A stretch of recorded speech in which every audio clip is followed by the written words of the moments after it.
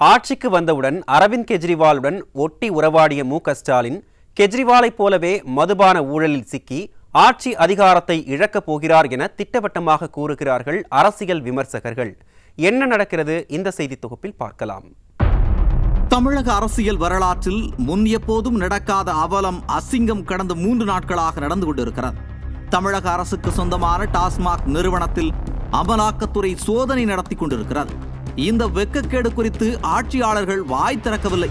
அடாவடியாக பாட்டிலுக்கு 10 வாங்கியவர்கள் அது போதாது என்று மிகப்பெரிய ஊழலை செய்திருக்கிறார்கள் என தகவல் வெளியாகியுள்ளது. பல தாய் குளங்களின் கண்ணீரில் கஜானாவை நிரப்பியவர்கள் கையும் களவுமாக சிக்கியுள்ளதாக தகவல் வருகிறது. தமிழக அரசியலில் பெரும் மாற்றத்தை உருவாக்கப் போகும் இந்த மதுபான ஊழல் குறித்து தெரிந்து கொள்வதற்கு முன் டெல்லியிலும் தெலங்கானாவிலும் என்ன நடந்தது என்பதை பார்ப்போம். டெல்லி மதுபான கொள்முதலில் கலால் வரி முறைகேடு நடைபெற்றதாக தொடரப்பட்ட வழக்கில் 2 அரசியல் கட்சிகள் அதிகாரத்தை இழந்தன. அரவிந்த் கெஜ்ரிவால் சிறைக்கு சென்று ஆட்சி அதிகாரத்தை இழந்தார். தெலங்கானா முதல்வரின் மகள் சிறைக்கு சென்றார். ஸ்டாலினை போலவே குடும்ப ஆட்சி நடத்தி வந்த சந்திரசேகர் ராவ் ஆட்சியை இழந்து கட்சியை சின்னாபின்னமாக கிடக்கிறது. அப்படியான ஒரு ஊழலில்தான் நம்ம மாடல் முதல்வரின் திராவிட மாடல் மாட்டிக்கொண்டு முழிப்பதாக மூத்த பத்திரிகையாளர்கள் தெரிவிக்கின்றனர். கலால் வரி ஏய்ப்பு என அமலாக்கத்துறை வழக்கு பதிவு செய்து விசாரணை மேற்கொண்டு வருகிறது. திமுகவினருக்கு சொந்தமான மது ஆலைகளில் இருந்து டாஸ்மாக் நிறுவனத்திற்கு கணக்கே காட்டாமல் நேரடியாக மதுக்கடைகளுக்கு பாட்டில்களை எடுத்து வந்து விற்பனை செய்திருக்கிறார்கள் என குற்றச்சாட்டு எழுந்துள்ளது.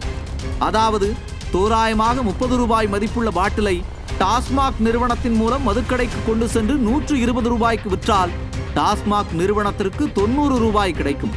அதையே டாஸ்மாக் நிறுவனத்திற்கு தெரியாமல் நேரடியாக கொண்டு சென்று மதுக்கடையில் விற்றால் அந்த லாபம் திராவிட மாடலுக்கு கிடைக்கும். இதில் கூடுதலாக 10 ரூபாய் வேறு வாங்குகிறார்கள். இப்படியான ஒரு ஊழல் குற்றச்சாட்டில்தான் திராவிட மாடல் சிக்கியுள்ளது. மகனும் மருமகனும் ஒரே ஆண்டில் 30,000 கோடி சேர்த்து விட்டார்கள் என அமைச்சர் பிடிஆர் சொன்னது 5 கட்சி மாறி வந்த அம்மாவாசை என அழைக்கப்படும் செந்தில் பாலாஜிக்கு திமுகவில் அதீத முக்கியத்துவம் கொடுத்தது, ஜாமீனில் வந்தவரை அவசரமாக அமைச்சராகி அழகு பார்த்தது, ஊழல்வாதியை வாய் நிறைய தியாகி என ஸ்டாலின் புகழ்ந்தது, எல்லாவற்றையும் இணைத்து பார்த்தால் மாடல் ஆட்சி மீதான மதுபான ஊழல் குற்றச்சாட்டில் உள்ள உண்மை விளங்கிவிடும் போல் தெரிகிறது.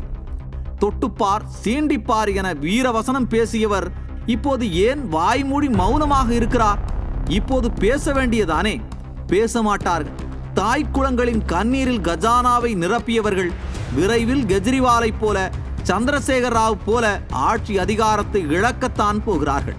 அட நாங்க சொல்லல சார், குடிக்கு அடிமையான அப்பாவால, கணவனால, அண்ணனால, தம்பியால பாதிக்கப்பட்ட பெண்கள் சொல்றாங்க.